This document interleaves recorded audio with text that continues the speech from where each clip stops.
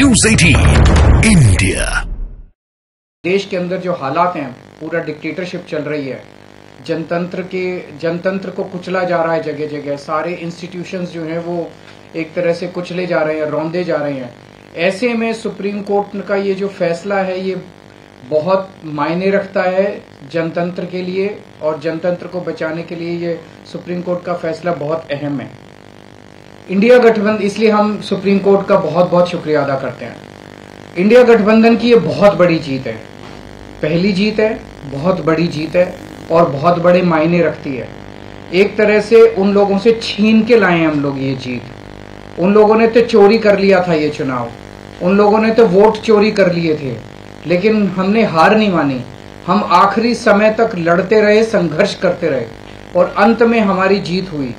तो ये पूरे देश के लिए, इंडिया गठबंधन के लिए बहुत बड़ी जीत है और बहुत बड़ा संकेत देती है देश को।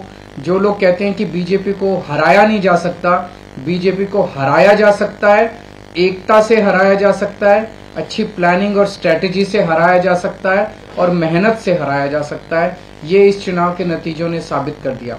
तो मैं इंडिया गठबंधन के सभी पार्टनर्स को बहुत बहुत इसके लिए बधाई देता हूं। चंडीगढ़ के लोगों को बधाई देता हूं, जिनको चंडीगढ़ के लोगों की एक तरह से जीत हुई। चंडीगढ़ के लोगों ने तो नतीजा यही दिया था कि भाई इंडिया गठबंधन का कैंडिडेट मेयर बनना चाहिए, लेकिन उन्होंने चोरी कर लिया चुनाव। तो एक तरह से जनता की हार हो गई थी, लेकिन अब जनता की जीत हुई है और पूरे देश की जीत हुई है। पूरे देश ने देखा कि किस तरह से बीजेपी ने यह चुनाव चोरी किया।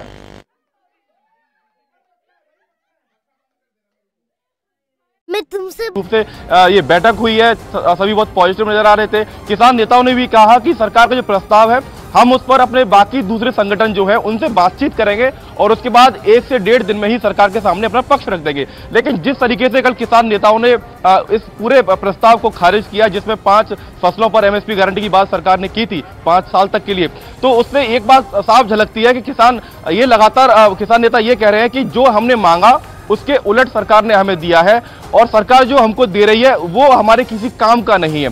और उन्होंने ये भी कहा कि सरकार जितना खर्चा 5 फसलों पर एमएसपी गारंटी देकर करेगी, उतना ही खर्चा सभी फसलों पर एमएसपी गारंटी देकर भी उतना ही खर्चा आएगा। तो ये दावा किसान नेता कर रहे हैं। इनकी तरफ ये भी कहा गया कि सरकार 1,75,000 करोड़ का पाम ऑयल इंपोर्ट करती है और उतना ही पैसे में आप सभी फसलों पर एमएसपी गारंटी दे सकते हैं। तो एक तरीके से तकरार जो शुरुआत में हम 13 तारीख को देख रहे थे, तो हम कहीं ना कहीं उसी जगह पर आके आज खड़े हुए हैं। मानस सरकार की तरफ से जो तर्क दिए गए थे, यानी किस तरह से जो देश का बजट है वो कितना है, रक्षा बजट, इंफ्रास्ट्रक्चर, उस पर ऊपर वाला अपनी झाड़ू चलाता है। गीता में भी लिखा है, जब यदा यदा ही धर्मस्य ग्लानिर्भवति भारत।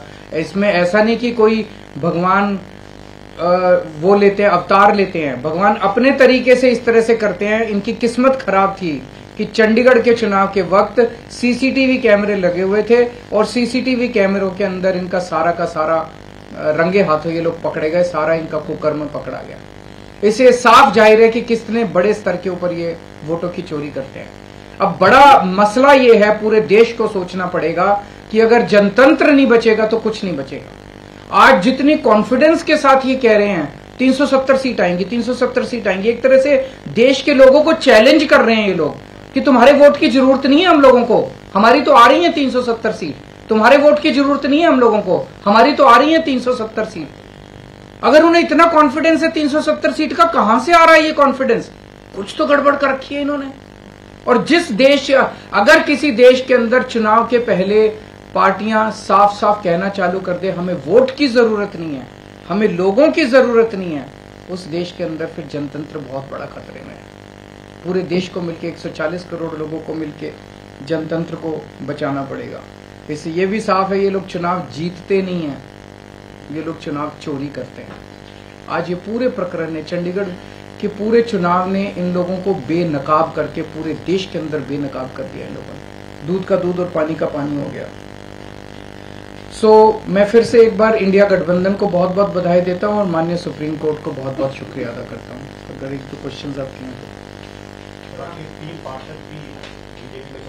वो भी एक बड़ी चीज है कि इनका पूरा षड्यंत्र क्या था, कि षड्यंत्र था कि हमारे अब पार्षदों को तोड़ेंगे। ये चुनाव, जैसा मैंने कहा कि पहले तो पूरी कोशिश करते हैं ईवीएम में धांधली कर दो, इसमें धांधली कर दो, किसी भी तरह से चुनाव अगर हार जाएं तो फिर ये काउंसलर्स को तोड़ना चालू कर देते हैं, एमएलए को तोड़ना चालू कर देते हैं, सरकारें गिरानी चालू कर देते हैं, ईडी लगा देते हैं, सीबीआई लगा देते हैं, पैसे की गड्डियां फेंकते हैं उनकी तरफ, सब तरह से तोड़ने की कोशिश करते हैं। ये जनतंत्र थोड़ी है। ने लिखा है कि कैसे अगर आम आदमी पार्टी कांग्रेस मिल जाए तो बीजेपी को हरा सकते हैं। मैंने अभी यही बोला, पंजाब में भी आप इस पर ये मैंने बोला कि किस तरह से अगर हम सारे लोग इकट्ठे हो जाएं, इंडिया गठबंधन के इस चुनाव ने एक बहुत बड़ा मैसेज दिया है। जो लोग कहते हैं कि बीजेपी को हराया नहीं जा सकता, बीजेपी को हराया जा सकता है अगर हम संगठित हो जाएं, एक हो जाएं, स्ट्रैटेजी से काम करें और मेहनत करें, हम बीजेपी को हरा सकते हैं। हमने ये चुनाव में हरा के दिखाया है। पंजाब में सोचेंगे दोबारा से? नहीं, वो स्ट्रैटेजी जीतने की स्ट्रैटेजी है, आप उसमें चिंता मत करो, उसमें जीतेंगे। अभी कई सारे राउंड्स ऑफ डिस्कशन हो चुके हैं और काफी अंतिम स्टेज पे बाकी चीजें पहुंच चुकी है। बहुत जल्दी अनाउंस होगा उनके साथ गठबंधन।